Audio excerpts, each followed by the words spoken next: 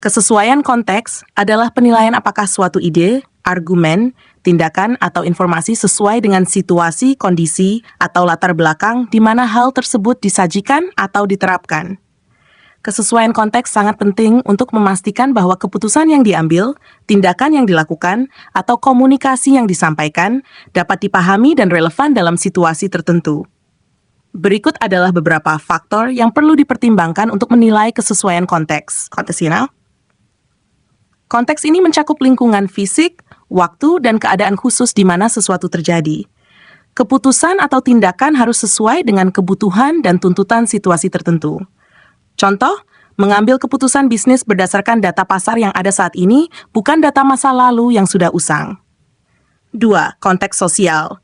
Konteks sosial berkaitan dengan norma-norma, nilai-nilai, dan harapan sosial dalam suatu kelompok atau masyarakat. Tindakan atau kata-kata harus sesuai dengan norma sosial agar diterima oleh kelompok yang terlibat. Contoh, saat berkomunikasi di lingkungan kerja yang formal, penggunaan bahasa resmi lebih sesuai daripada bahasa santai yang mungkin digunakan dalam pergaulan sehari-hari. Konteks budaya. Konteks budaya melibatkan kebiasaan, nilai, dan pemahaman yang berasal dari latar belakang budaya tertentu. Menyadari konteks budaya sangat penting dalam situasi lintas budaya agar tidak menyinggung atau menyebabkan kesalahpahaman. Contoh, memberikan hadiah di beberapa budaya dianggap sebagai bentuk penghormatan, sementara di budaya lain, hal itu mungkin dianggap tidak pantas dalam konteks profesional. Konteks emosional.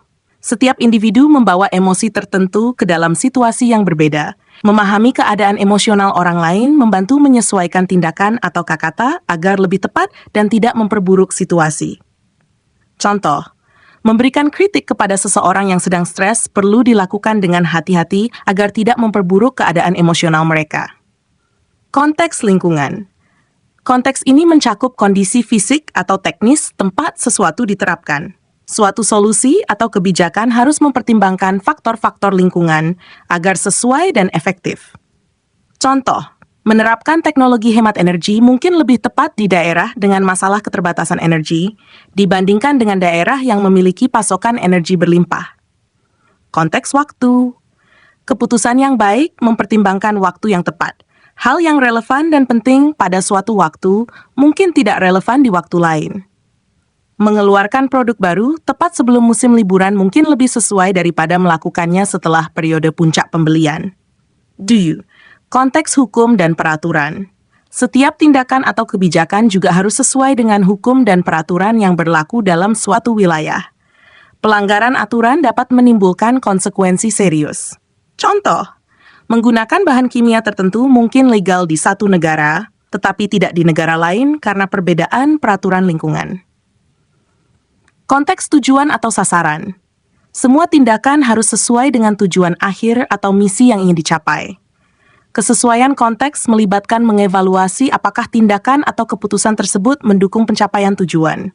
Contoh, dalam proyek yang ditujukan untuk mengurangi biaya, pengambilan keputusan harus mempertimbangkan apakah tindakan tertentu akan mempengaruhi anggaran. Sebenarnya, konteks informasi. Ketersediaan informasi juga mempengaruhi kesesuaian konteks. Suatu keputusan mungkin sesuai berdasarkan informasi yang terbatas, tetapi bisa menjadi tidak relevan ketika informasi tambahan muncul. Contoh, memutuskan untuk menginvestasikan dana di pasar saham berdasarkan laporan keuangan yang terbaru dibandingkan dengan laporan yang sudah tidak relevan. Konteks komunikasi. Cara komunikasi perlu disesuaikan dengan audiens, tujuan, dan media yang digunakan. Misalnya, presentasi bisnis mungkin memerlukan format yang lebih formal, sedangkan komunikasi di media sosial bisa lebih santai. Contoh, cara Anda mengkomunikasikan informasi teknis kepada kolega ahli di bidang tersebut mungkin berbeda dengan cara Anda menjelaskan hal yang sama kepada publik awam. Cara menilai kesesuaian konteks. Memahami situasi, analisis keadaan sekitar, atau latar belakang kejadian sebelum mengambil keputusan atau bertindak. 2. Menyesuaikan komunikasi. Pertimbangkan cara terbaik untuk menyampaikan informasi kepada audiens yang berbeda sesuai dengan tingkat pemahaman dan ekspektasi mereka. Memperhatikan sensitivitas. Pastikan bahwa tindakan tidak menyinggung atau melanggar norma sosial, budaya, atau etika yang berlaku. 4. Evaluasi relevansi. Apakah keputusan atau solusi yang diambil relevan dan sesuai dengan keadaan saat ini? 5. Fleksibilitas.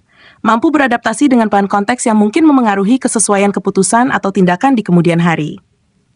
Dengan mempertimbangkan kesesuaian konteks dalam berbagai aspek, baik dalam pengambilan keputusan, pemecahan masalah, maupun komunikasi, kita dapat meningkatkan efektivitas tindakan dan mencapai hasil yang lebih optimal serta relevan dengan kebutuhan situasi yang dihadapi.